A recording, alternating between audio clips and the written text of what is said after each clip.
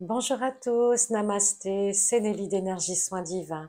Pour la vidéo du dimanche, aujourd'hui, j'avais envie de vous parler du karma et de ses conséquences, donc qui peuvent être les maladies karmiques, les armes karmiques, les blessures karmiques, les dettes karmiques, etc. D'ailleurs, j'en parlerai dans une conférence le 23 février sur la chaîne Rayonnance TV, qui sera diffusée bien sûr sur YouTube, où justement je développerai un petit peu ce thème voilà, sur cette chaîne. Donc n'hésitez pas à nous rejoindre, soyez nombreux sur la chaîne Rayonnance TV à 20h30 le 23 février. Donc aujourd'hui, le karma, qu'est-ce que c'est? C'est un peu notre destin en tant qu'âme. On vient s'incarner, vivre des expériences dans différents lieux, dans différentes planètes, mais le karma qui nous intéresse, c'est celui que l'on vit actuellement sur Terre, sur Gaïa. Et nous sommes tous impactés par nos anciennes vies antérieures, par notre karma. Il y a plusieurs karmas.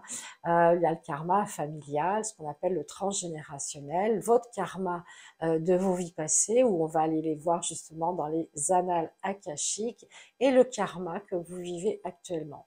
Donc, tout ce bagage informationnel, éducatif, évolutif, il fait de nous une personne entière, une personne identique, une personne qui n'est pas là par hasard, une personne qui est vraiment avec plein de ses mémoires et qui doit travailler. Nous devons tous travailler justement pour notre évolution karmique, ascensionnelle, et cet apprentissage que l'on fait au fur et à mesure de nos vies, on appelle ça le dharma.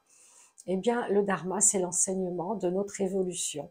Et notre âme aspire justement à apprendre, à connaître plein d'informations, à plein d'expériences pour pouvoir évoluer. Car on est là justement pour grandir, pour ascensionner, pour aller vers la 5e, 6e dimension et plus encore. Et ce que l'on fait sur Terre, ce que l'on vit sur Terre, c'est pas toujours facile.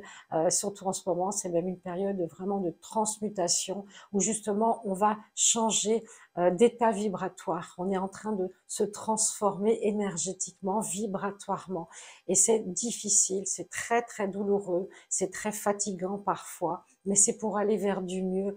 Donc quelque part, je dirais qu'il faut prendre un petit peu notre mal en patience, mais ne rien faire non plus, c'est-à-dire prendre soin de nous, faire plus de méditation, d'introspection, aller plus se ressourcer dans la nature, écouter de la belle musique, fréquenter des gens inspirants et vraiment comprendre ce qui nous anime, ce qui nous fait vraiment du bien.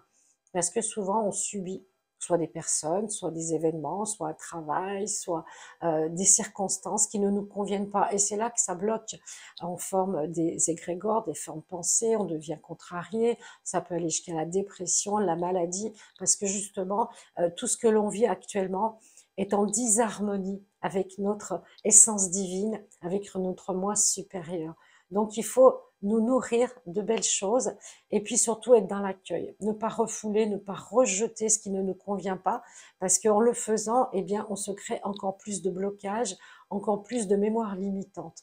Donc si on apprend à évacuer au fur et à mesure chaque jour un petit peu, ce sera beaucoup plus facile d'évoluer et puis de se sentir heureux, car le but de l'incarnation, c'est d'aller justement vers la lumière, d'être heureux, d'être épanoui, de faire ce qui nous semble juste pour nous. Alors bien sûr, des fois on fait des erreurs parce qu'on est aussi humain et on se trompe de chemin, on pense que c'était bon puis c'est pas bon et on doit recommencer un travail d'introspection et de recherche personnelle, d'identité. Posez-vous la question, euh, qu'est-ce que je suis, moi, qu'est-ce que je représente et qu'est-ce que je ressens dans ma vie, qu'est-ce qui est juste et qu'est-ce qui est bon pour moi. Parce que votre corps, c'est votre premier GPS, quelque part, votre premier baromètre. Quand il y a des douleurs, quand il y a un manque de sommeil, quand il y a des cauchemars, quand il y a une baisse de morale, d'énergie, c'est que vous n'êtes pas en phase avec ce que votre âme, le plan divin a conçu pour vous, ce que vous avez décidé avant de vous incarner. Donc vraiment, il est important de se ressourcer, vraiment aller à l'essentiel, de bien manger, de bien boire, de contacter la nature, les animaux, des gens inspirants, des belles vidéos, des belles personnes.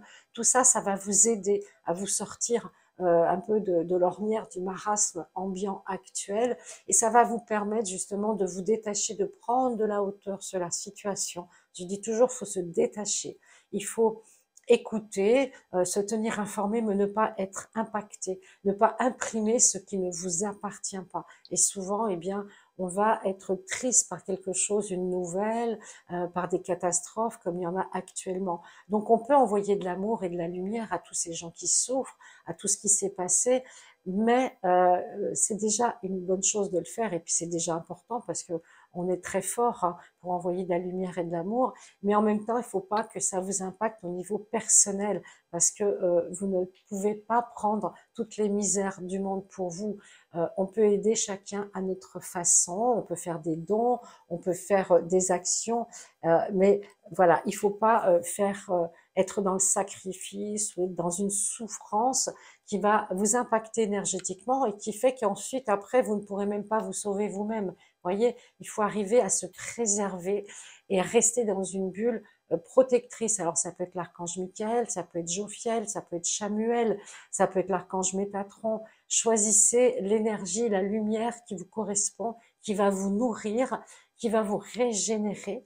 Et là, vous pourrez être utile à vous-même et puis aux autres, et vous pourrez transmuter, transformer toutes les circonstances de votre existence qui ne vous conviennent plus actuellement. Parce que le karma, eh bien, c'est une école de la vie, tout simplement.